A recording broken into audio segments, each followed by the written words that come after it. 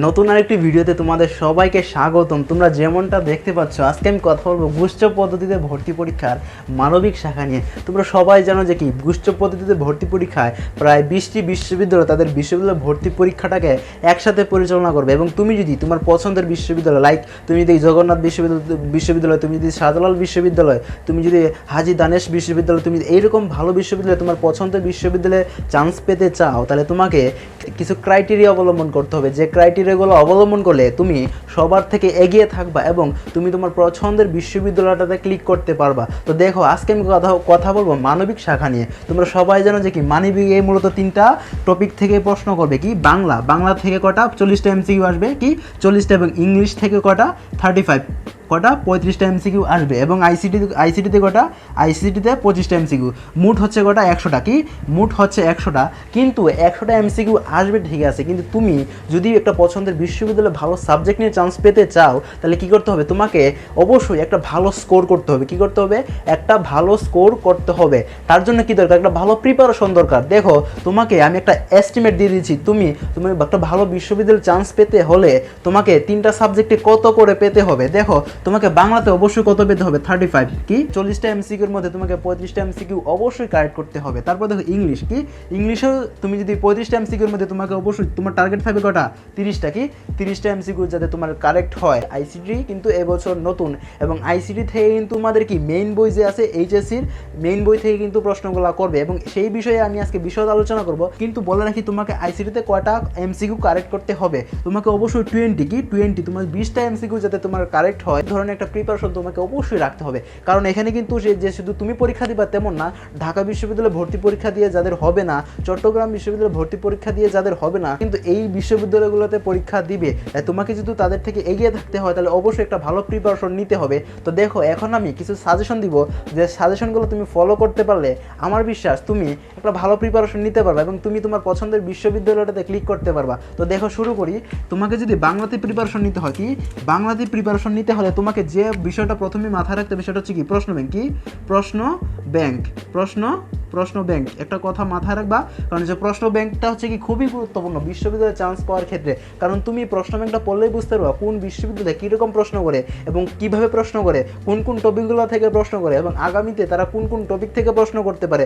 এই বিষয়টা তুমি বিস্তর ধারণা পেয়ে যাবা। তাই তোমাকে কি করতে হবে? প্রশ্ন ব্যাংক পড়তে হবে। প্রশ্ন ব্যাংক পড়ার জন্য তুমি যেটা করতে হবে সেটা হচ্ছে ডিইউ, কি ডিইউ বা ঢাকা বিশ্ববিদ্যালয়ের যে B+D, কি ঢাকা বিশ্ববিদ্যালয়ের B+D, এইটা ইউনিটে কিন্তু তোমাকে প্রশ্ন ব্যাংক পড়তে হবে। তারপরে কি চট্টগ্রাম বিশ্ববিদ্যালয়ের B+D, কারণ হচ্ছে চট্টগ্রাম বিশ্ববিদ্যালয় ঢাকা বিশ্ববিদ্যালয় কিন্তু একই টপিকগুলো থেকে প্রশ্ন করে। এবং তোমরা যা অনেকেই জানো যে কি প্রত্যেকটা বিশ্ববিদ্যালয় যে ঢাকা বিশ্ববিদ্যালয় এবং চট্টগ্রাম বিশ্ববিদ্যালয় যে টপিকগুলো থেকে করে, ওইগুলো থেকে কিন্তু তারাও প্রশ্ন করে। তোমাকে কী করতে হবে? তুমি যদি এই বিশ্ববিদ্যালয়ের প্রশ্ন ব্যাংকগুলো পড়ে ফেরো, এবং আমার বিশ্বাস তোমরা কিন্তু ঢাকা বিশ্ববিদ্যালয় এবং চট্টগ্রাম বিশ্ববিদ্যালয়ের জন্য ভর্তি প্রস্তুতি নিচ্ছ, তাই তুমি কী করবা? তুমি সবগুলা যাতে তোমার কি হয় কমপ্লিট হয়, সেজন্য তুমি কী করবা?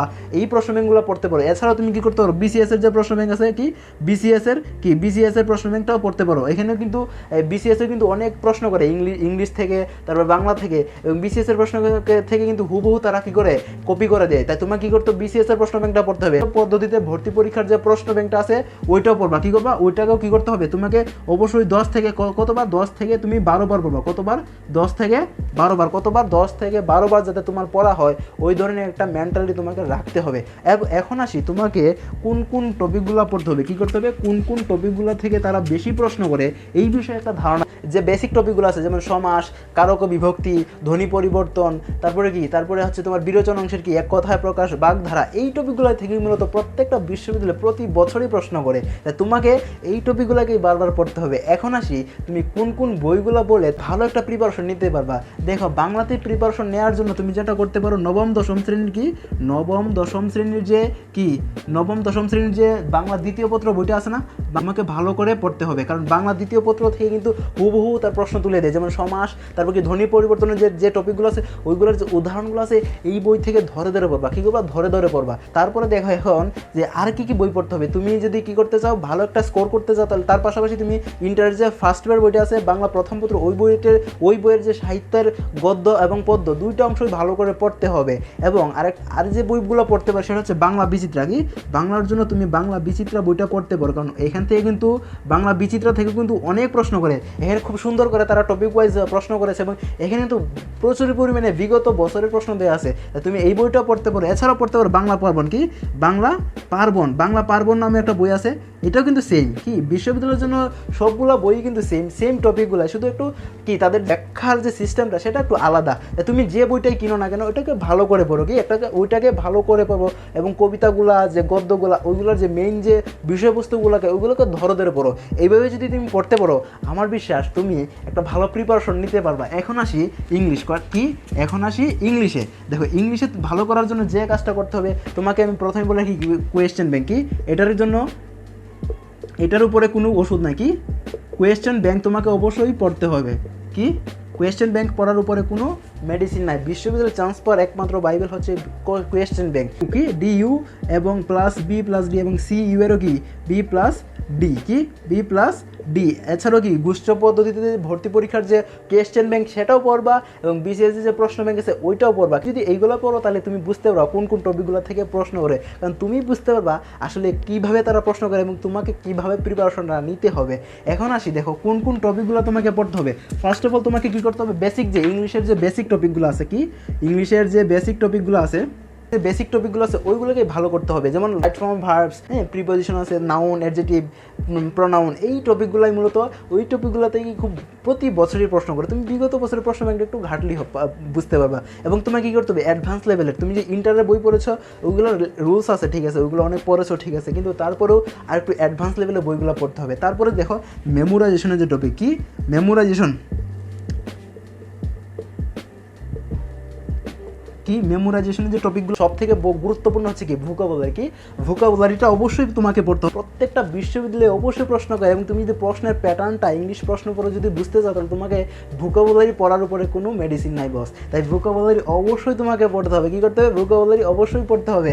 তারপরে আসি appropriate preposition, group verb, phrase and idioms, এইগুলো তুমি যে বইটাতে এইগুলো তোমাকে পড়তে হবে। এখন আসি যে কোন কোন বইগুলো তুমি পড়লে তুমি একটা ভালো প্রিপারেশন নিতে পারবা। কি এখানে ইংলিশের জন্য কিন্তু বাজারে অনেক ধরনের বই আছে। তুমি ইংরেজি বিচিত্রা কিনে থাকো ইংরেজি বিচিত্রা, তুমি যদি অ্যাপেক্স কিনে থাকো অ্যাপেক্স, তুমি যদি ব্যালেন্স টুফেল কিনে থাকো ব্যালেন্স টুফেল, তোমার যেটা ইচ্ছা তুমি ওইটাই পড়ো, কিন্তু ভালো করে পড়তে হবে। কী করতে হবে ভালো করে পড়তে হবে। মেমোরাইজেশনের যে টপিকগুলো আছে ওইগুলোকে একদম ধরে পড়তে হবে। অ্যাপেক্স আছে, তারপরে কি ইংলিশ বিচিত্রা আছে। কি ইংলিশ বিচিত্রা আছে, তারপরে কি আছে, তারপরে ব্যালেন্স টুফেল আছে। কি ব্যালেন্স টুফেল আছে, তারপরে কি মাস্টার আছে, তারপরে নিড নামে একটা বই আছে। এই বইগুলোই পড়লেই তুমি একটা ভালো প্রিপারেশন নিতে পারবা। তুমি 10টা বই পড়ার থেকে একটা বইকেই 10 বার পড়ো। কি একটা বইকে 10 বার পড়ো এবং বইগুলোকে ভালো করে প্রিপারেশন নাও। এখন আসি মোস্ট ইম্পর্টেন্ট টপিক। কি মোস্ট ইম্পর্টেন্ট টপিক কি আইসিটি। কি আইসিটি তোমরা সবাই জানো যে কি আইসিটি থেকে প্রায় 25টা এমসিকিউ আসে। কটা 25টা এমসিকিউ। কটা 25টা এমসিকিউ আসে। এবং আইসিটিতে ভালো করতে হলে তোমাকে যে কাজটা করতে হবে বস সেটা কি তোমাকে এইচএসসির যে মেইন বইটা আছে ওই বইয়ের যে 6টা অধ্যায় আছে ওইগুলোকে খুব ভালো করে পড়তে হবে। কারণ হচ্ছে আইসিটি কিন্তু এই বছর নতুন এবং আইসিটি থেকে কিন্তু কি করবে তারা ওই বই থেকে কিন্তু প্রশ্ন করবে। তাই তোমাকে কি করতে হবে আগে বেসিক যে টপিকগুলো আছে ওইগুলোকে ভালো করতে হবে। Model test. কি মডেল টেস্টটা অবশ্যই তোমাকে পড়তে হবে।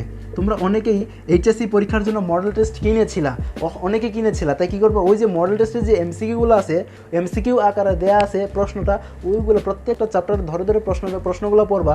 তারপরে আসি আইসিটির যে ফার্স্ট 3টা চ্যাপ্টার কিন্তু খুবই গুরুত্বপূর্ণ, যেমন কি বিশ্ব বাংলাদেশ প্রেক্ষিত, তারপরে কমিউনিকেশন সিস্টেম অ্যান্ড নেটওয়ার্কিং, তারপর হচ্ছে সংখ্যা পদ্ধতি ও ডিজিটাল ডিভাইস।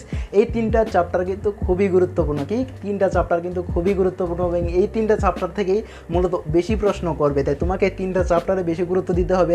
তারপরেও যে আরও পরবর্তী 3টা চ্যাপ্টার আছে এইগুলোকেও ভালো করে পড়তে হবে। তার জন্য তুমি যেটা করতে পারো জয়কলির একটা বই আছে। কি জয়কলির একটা বই আছে যেটা কিনা আইসিটি, হ্যাঁ একটা বই আছে আইসিটি একটা বই আছে, ওই বইটাকে তুমি কালেক্ট করবা এবং ওই বইয়ের এমসিকিউগুলো এবং ছোটো প্রশ্ন দেওয়া আছে ওইগুলোকে খুব ভালো করে ধরে পড়বা। তারপরে যেটা করতে পারো তোমরা টেস্ট পেপার যদি না কিনে থাকো টেস্ট পেপারের জন্য যে বইটা কিনতে পারো শিওর সাকসেস